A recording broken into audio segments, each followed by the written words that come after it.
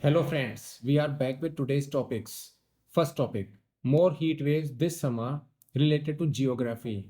Another one, India sees the world now and how it sees the world. So it is in GS2. You can use these kind of things in international relations section. Third topic is about self-reliance in defense, part of our GS3. Number 4 about Kallakkadal in Kerala, what it is related to geography and regulatory system and capital flows in our country, part of GS3 economic section.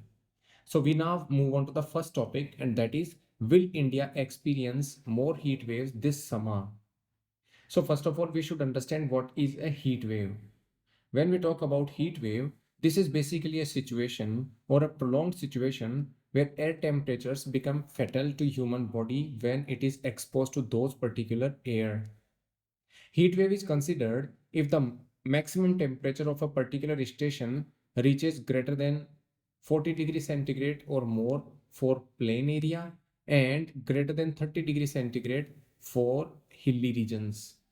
Heat waves. So it is also based on the normal temperature or what is the variation with the normal temperature. Suppose the normal temperature of a particular place are A, and if there is 4.5 to 6.4 degrees centigrade addition into this temperature A, then any temperature which is above 4.5 to 6.4 degrees centigrade than the normal temperatures, it will be considered as a heat wave. Any temperature which is greater than 6.4 degrees centigrade as compared to the normal temperatures would be considered as a severe heat wave.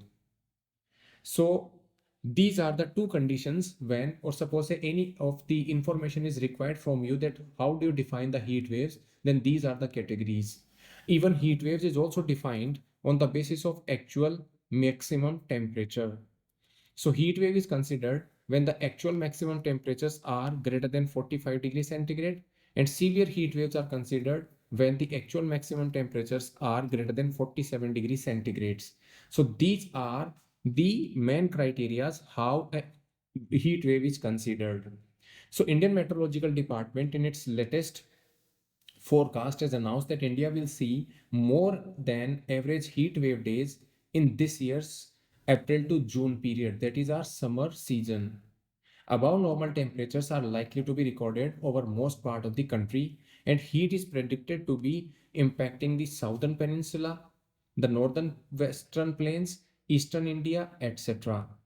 You must know that this is a particular heat wave is a particular problem for the population, because the heat wave that comes along with the severe temperatures not only causes agriculture distress but also does actually affect our people, those are dependent on water but are living in the water scarce regions.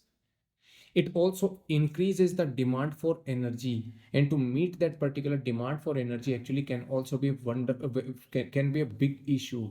Why? Because at the time when the temperatures are at a higher range, even the plants, energy plants which are generating electricity, can also get affected. So the electricity that is generated by these plants can also, because of the more heat, so they can also get out of the business. Even ecosystem and air quality are the other problem when heat wave actually occur. In 2010 May, a heat wave claimed more than 800 lives in Ahmedabad. The tragedy pushed the city's municipality to partner with the Indian Institute of Public Health and American academics to develop the country's first heat action plan in 2013. So whenever you are writing that how the urban areas or how the government can deal with the heat wave, so you should consider that after Ahmedabad actually bore the brunt of heat wave, it under the study, it also developed the first heat action plan in 2013.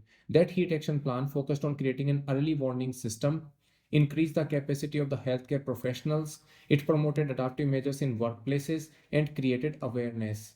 That's why it is important for other urban geographies or other states to also emulate these kind of early warning system, plus prove the capacity or build capacity.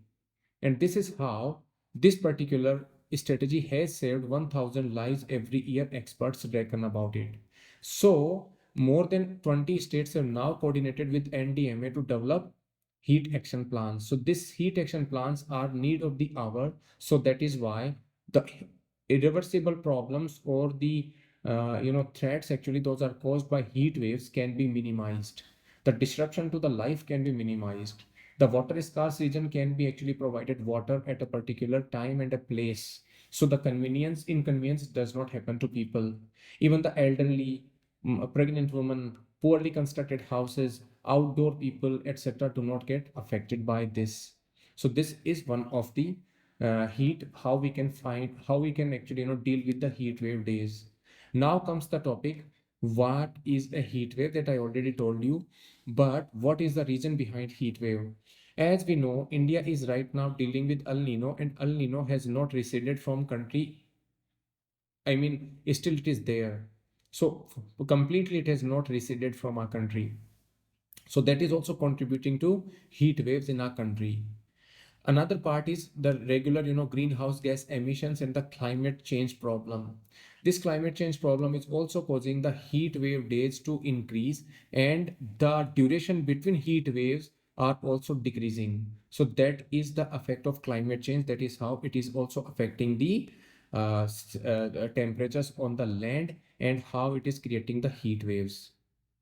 So that is why even some models have also predicted the possibility of La Nina conditions developing during the monsoon that can intensify rainfall across South Asia, particularly in India's northwest and Bangladesh. A heat wave can also occur when the temperature of the air also becomes fatal to the human body, just like we understood. So we need to understand that these are the, so what we understood in today's topic about heat wave. Number one, why there will be a heat wave. Number two, which part of the country are going to be severely affected? How and in what capacity the heat wave will affect people and the geographies, and how people can deal with, or the government or the administration actually can deal with the heat waves, those are there. So these are four things that we understood. So in geography, whenever such kind of questions are asked, you can mention about the heat wave in a good qualitative answer manner. Then comes the second topic, and that is about the Delhi mapping the world in its own instance. What is the topic? So, number one, you see, Indian foreign policy is now being determined by number one, the neighborhood first philosophy. Number two, being the first responder in any crisis. India's foreign policy is also determined by the relationship it has with migrant population outside countries. Even the relationship with of our country is also determined how it is opening up contact with new geographies like Europe, how it is seeing India, Indian Ocean and Pacific Ocean as a single geography, etc. Even it is part of the SEO, and at the same time its relationship with the United States of America is also at a great stage. Even its relationship with Russia also, it commands a relationship with Russia in a much more fantastic manner. So these are also the cornerstone of India's foreign relations. So how Delhi is making into, you see, India, India's current approach towards its neighbors also is like this, with Maldives, with Delhi's engagement with Papua New Guinea in the Pacific Island, joint development of infrastructure on the Agalega Island of Mauritius, the collaboration with Australia in the Indian Ocean Islands, or focus on the Andamans and developing the Lakshadweep as a tourist destination. These are all important part of India's new geographical imagination, geopolitical imagination of the foreign policy. So whenever you are asked that recently India has been trying to see the geopolitics with the new spectacles. Yeah, India's approach to the geopolitics is now emerging with emerging new and fresh. So you can mention about it. Number one, neighborhood first. Number two, being the first responder in any kind of crisis, be it Malay or Nepal. And then you can also talk about seeing the geographies as a confluence, especially Indian and Pacific Ocean, Eurasia in the form of Europe and Asia. Even you can also say that recent relations with Mauritius, recent relations Agalega Island in Mauritius, Papua New Guinea's engagement that is in Indo-Pacific, and even you can talk about the collaboration with Australia in the Eastern Indian Ocean islands, in Lakshadweep and Andaman, how actually India is moving towards a new geopolitical phenomena. In this chain, if we see that Indo-Pacific was a concept actually that was talked about by then Prime Minister of Japan, Shinzo Abe, in Indian Parliament in 2007 in an address. He talked about confluence of two seas. What was the confluence? That if we see Indian and Pacific Ocean, then we can not only ensure freedom of navigation in those waters, but we can also save the Indian Ocean and Pacific Ocean from the threats of piracy. Even actually we can become net security provider in those zones. China's aggressive and belligerent attitude towards its neighbors also can be reduced or can be neutralized. So this was the particular phenomena when we talk about the Indo-Pacific region. The idea of Eurasia, the continental cousins of maritime Indo-Pacific, has not got. So now there was a talk about the Eurasia's topics. So Eurasia in the sense that Europe plus Asia. Although India did not see Eurasia with the lenses that it should have earlier. But now this particular philosophy is also changing. So whenever you are asked a question about Eurasia, you should first of all mention that Europe plus Asia, the landmass actually is just like a together landmass. Just like Indian and Pacific Ocean in the waters is just like as a single landmass. Similarly, this E plus A means Europe plus Asia is also the similar lenses that India is right now seeing.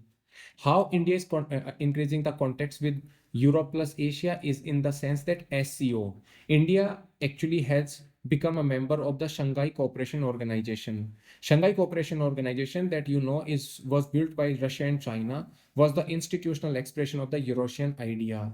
India's stakes in continental Asia, its long-standing ties to Russia, and the quest for a multilateral world also allows India to look Eurasia as a Europe plus Asia kind of geopolitical dimension.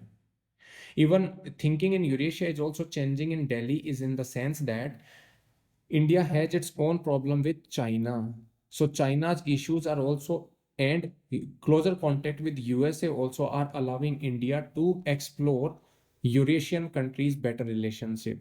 So that is also one of the reasons why India is looking at Eurasia as a total singular geography.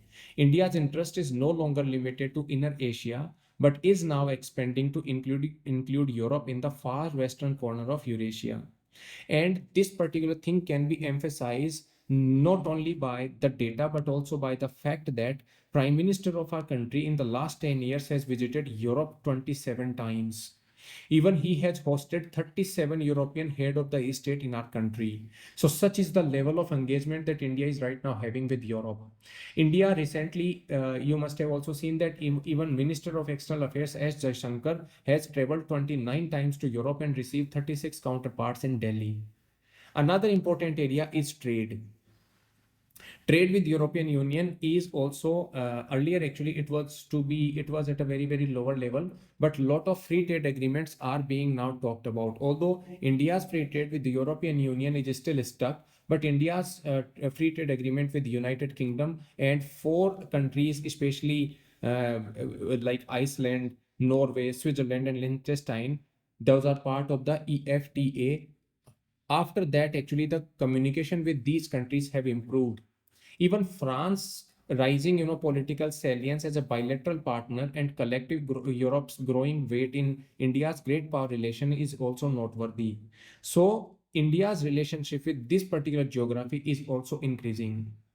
Even more so, the plans for an economic corridor between India and Europe via Middle East, the Abraham Accords, the Gaza War, and the partnership with UAE and Saudi Arabia is also increasing almost, the growing engagement with Africa is also producing a more integrated view of the Middle East, Africa, and Eastern Mediterranean and Western Indian Ocean. So these topics also you can write.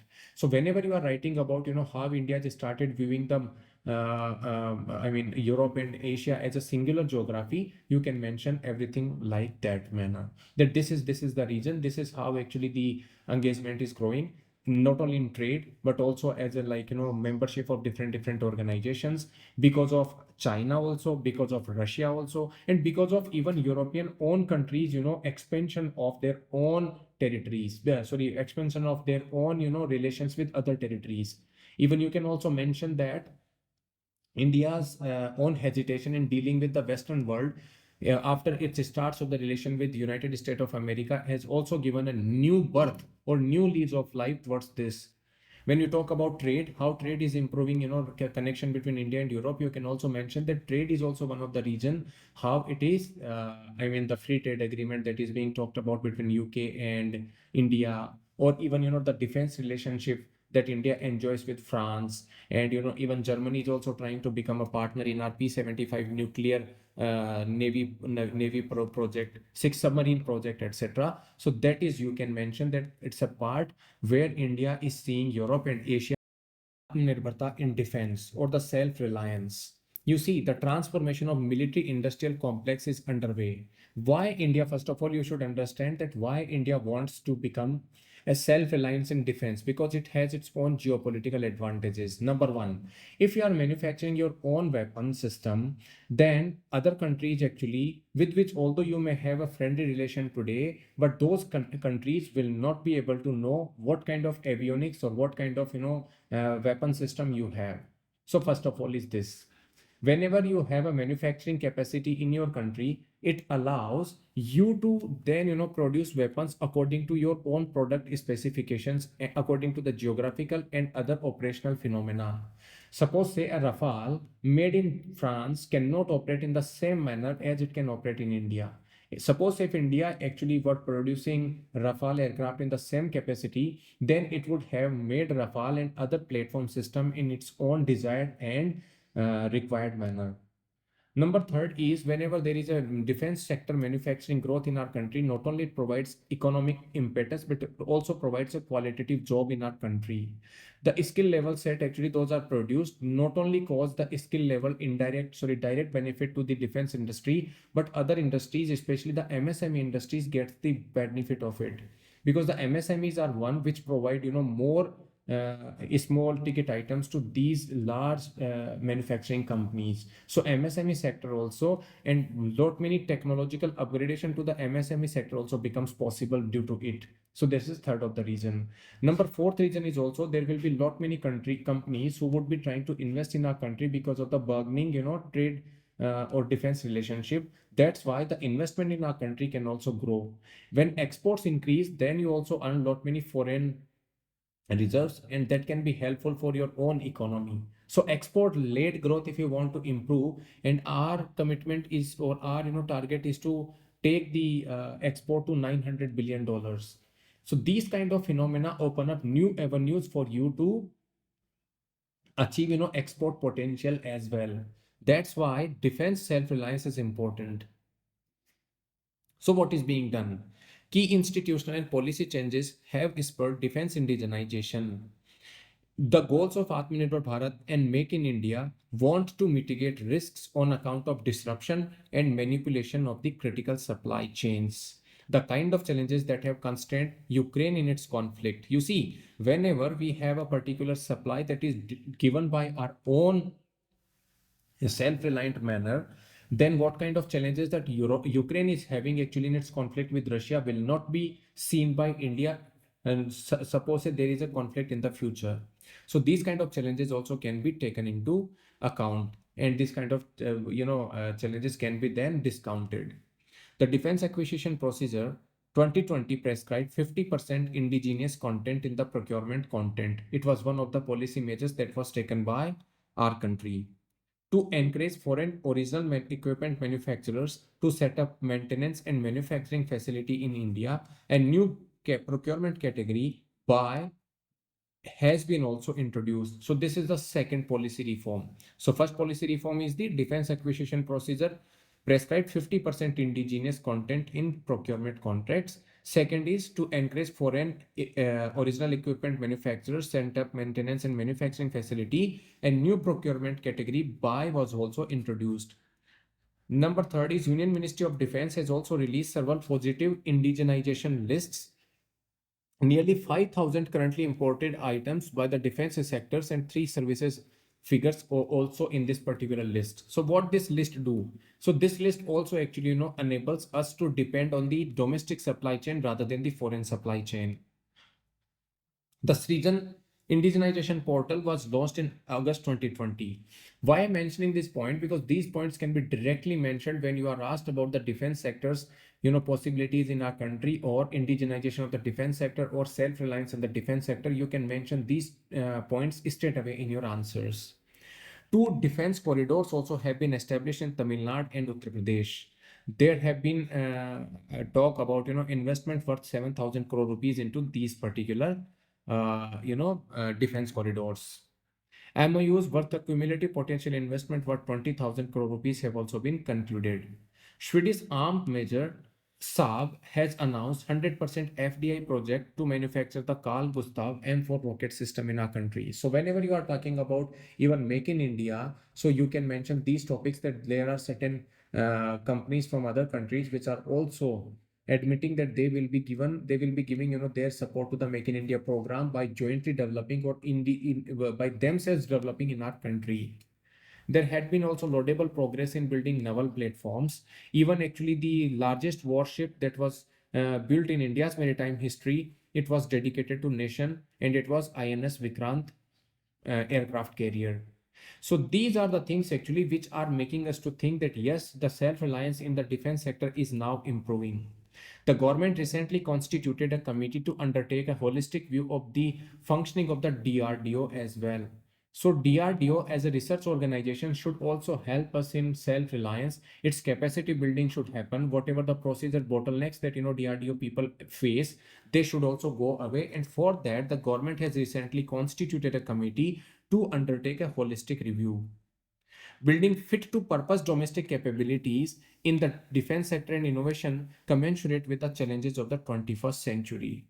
Even the center has stipulated that a significant portion of the defense capital procurement budget should be diverted to the domestic defense industry.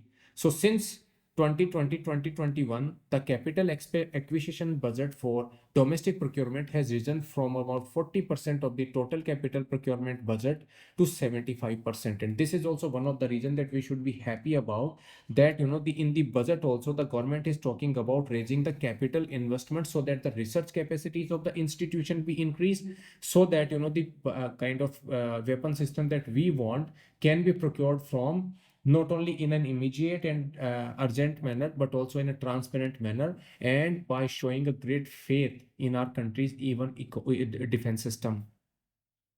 So what has been the result of these initiatives? The result of these initiatives is this, that the value of India's defense production crossed 1 lakh crore rupees mark for the first time in 2022-2023, and it was around 1.08 lakh crore rupees. Defense public sector units actually accounted for around 75% of this particular this particular production levels. Significantly, private sector companies accounted for 21,083 crore rupees. So whenever you talk about it also, you should mention that private sector is also contributing shoulder to shoulder in our growth of the defense sector. So public sector, you must know that 75% of close to 1 lakh crore rupees production is coming from them, but even close to 21,000 is also coming from private sector companies. About 20% of that is coming with joint ventures, accounting for the rest. So the defense production target for 2023-2024 is 1,35,000 crore rupees, and it is supposed to reach to around 1.75 lakh crore rupees by 2025. When we talk about IDEX means the Innovation for Defense Excellence Initiative that was launched in 2018, that aims to involve industry, including MSMEs, startups, individual innovators, and R&D institutes and academia. So the prime framework under IDX was launched in 2022 to support startups with granting aids of up to 10 crore rupees to enable the development of high-end solutions. Even funding under the Technology Development Fund, that is TDF scheme, has been enhanced from 10 crore rupees to 50 crore rupees for this particular thing. In 2019, Stockholm International Peace Research Institute placed India among top 25 arms exporters for the first time. India has set a defense export target of 35,000 crore rupees by 2025. So you can mention that yes, there are certain results being seen on the ground. Lot many work is to be done, but yes, the exports are also increasing, and the target is about 35,000 crore rupees by 2025. Path breaking is India's approach or consistent effort to craft policies that provide equal career opportunities to women in the armed forces as well. So when we talk about the Sainik schools, now the doors have been opened for women. The doors of National Defense Academy have also been opened for women. So the goal of Viksit Bharat that requires defense sector to be more resilient and self-reliant is now becoming a kind of achievable thing. So we are trying to make sure that the supply chains in the defense become self-reliant. Now comes another topic, and that is Kallakkadal. So there is a news about Kallakkadal. There was a news that hundreds of houses in Kerala in coastal areas due to high sea waves were flooded. So several houses in Kerala, those are in the coastal areas, got flooded because of the high sea waves. These high sea waves are called as small waves. The worst affected regions include Kollam and Thiruvananthapuram districts. So what is Kallakkadal? So such flooding events are called swell surge or Kallakkadal. So Kallakkadal is basically swell surge or Kallakkadal in Malayalam. It's a phenomena. So we will tell what is and how it happens. So Kallakkadal is essentially coastal flooding during the pre-monsoon period. Pre-monsoon period means April to May in Kerala. So during pre-monsoon period, the coastal flooding that happens is denoted by Kallakkadal. And how it happens? Because of the small waves on the southwestern coast of India. The term Kallakkadal is used by local fishermen is a combination of two Malayalam words including Kallan and Kaddal. So one is Kallan and another is Kaddal. Kallan means thief, that means chore, and Kaddal means sea, that means samudra. So basically, Kallakkadal is announced like ocean that arrives as a thief. Ocean that arrives as a thief. So that is the normal meaning of it. In 2012, the term was formally approved by the United Nations Educational and Scientific and Cultural Organization, that is called UNESCO. So whenever you are writing about Kallakkadal, you should mention that this is the meaning of Kallakkadal. At this time, the flooding of the houses at the coastal areas happens. When it happens, pre-monsoon. UNESCO has also accepted or formally approved the name. So what is the reason behind it? So Kallakkadal is caused by waves that are formed by an ocean swell, hence the name swell surge. How the ocean gets swelled? Number one, ocean swells occurs not due to the local wind but rather due to the distant storms like hurricanes or even long period of gale winds. So there are hurricanes and gale winds in far away geographies. Even those geographies also cause the oceans to surge, and when they meet a particular area or coastal areas, then there is a surge in the waves. So during such storms, high energy transfer takes place from air into the water, leading to the formation of very high waves. Such waves can travel thousands of kilometers from the storm center until they strike the shores. Kallakkadal is a consequence of the strong winds in southern part of the Indian Ocean, where an ocean swell is generated and the waves then travel north to reach the coast in 2 to 3 days. So this is the reason behind the Kallakkadal events. In the latest, actually, when several houses in several coastal areas of Kerala was caused, actually happened because of the atmospheric pressure system moved over the region around 25th of March from the southern Atlantic Ocean, that is around 10,000 kilometers of the Indian coast. So arrival of the pressure system resulted in the strong winds, which caused the swell waves to rise up to 11 meters in height. Kallakkadal occurs without precursors or any kind of local wind activity, and as a result, it has been very difficult for the coastal population to get to an advanced warning system. However, early warning systems like swell surge forecast system launched by Indian National Center for Ocean Information Services was also developed in advance in 2020. So when we talk about Kallakkadal's difference than the tsunami, so Kallakkadal came under the spotlight after the 2004 tsunami that killed more than 10,000 people. However, Kallakkadal is often mistaken to be a tsunami, which is a series of enormous waves. So what is tsunami? Tsunami is basically enormous sea waves. Those are created by underwater disturbance. Kallakkadal is not underwater disturbance, but it happens because of the ocean surge that happens due to either a hurricane or any kind of gale winds. while a tsunami is happening because of the underground activity or underwater activity, especially earthquakes. So when there is a usually associated with the earthquakes occurring below or near the ocean, then the tsunami occurs. Tsunami is basically, the water quantity in the tsunami or the wave height in tsunami is much, much higher than the Kallakkadal. So the energy in the tsunami waves is much, much greater than the Kallakkadal event. So even you can rise about the difference also in this particular thing. So that is the fourth topic. Fifth topic is, can India absorb capital inflows and why the land and labor reforms are needed? Even the regulatory intervention is also needed. When we talk about it, what are the capital inflows or capital outflows? Whatever the inflows those happen in the capital investment sector denote the capital investment. Suppose say one company is there in our country which is trying to build few of the platforms. So that company, if it's attracting foreign investment into its own plants, then that will be treated as a capital. Revenue inflows in the sense that whatever comes from foreign is going into not creating infrastructure or capacity, but in meeting with the salary or other expenses which actually are forfeited and do not cause any kind of productivity gains for the economy. So capital inflows actually cause not only comfort for the forex reserves, but also actually gives the ability and the technological know-how and the balance sheet strength to the companies so they can expand their productivity levels, they can expand their plants, etc. So according to our chief economic advisor, India can absorb capital inflows. He says that around $3.7 trillion of our economy is able or well positioned to absorb the expected flood of capital inflows than ever before.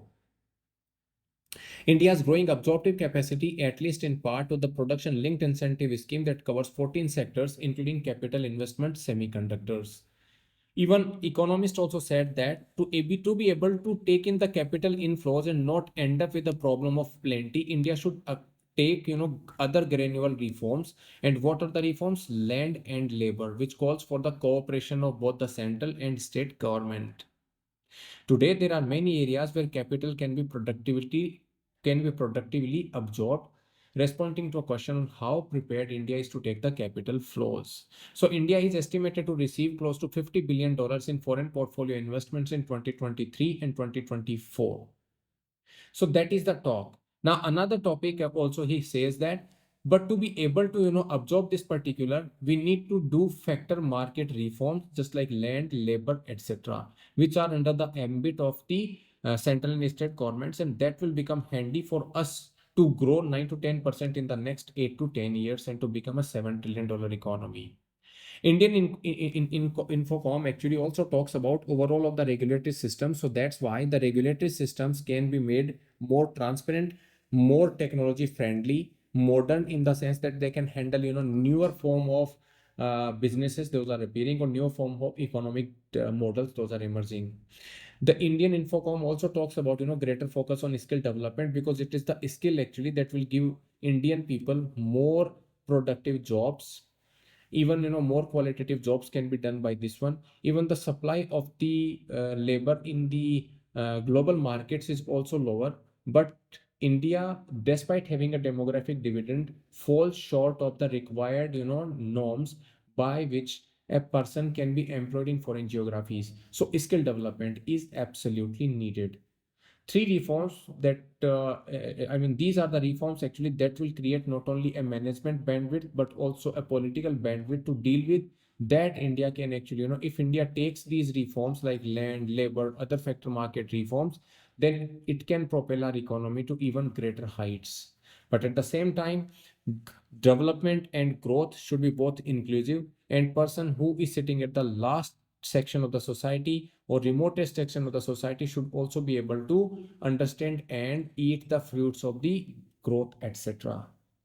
Adequate supply of skilled labor for the industry is important and beneficial for the industry. That's why it is important for the industry and academia to collaborate and design syllabus accordingly. So that's why their so courses can be designed in a manner which the country's industry feels that we will require the skill about those and those particular sectors. So this is about today's topics. For more such videos, you can like the button and subscribe the channel. Thank you.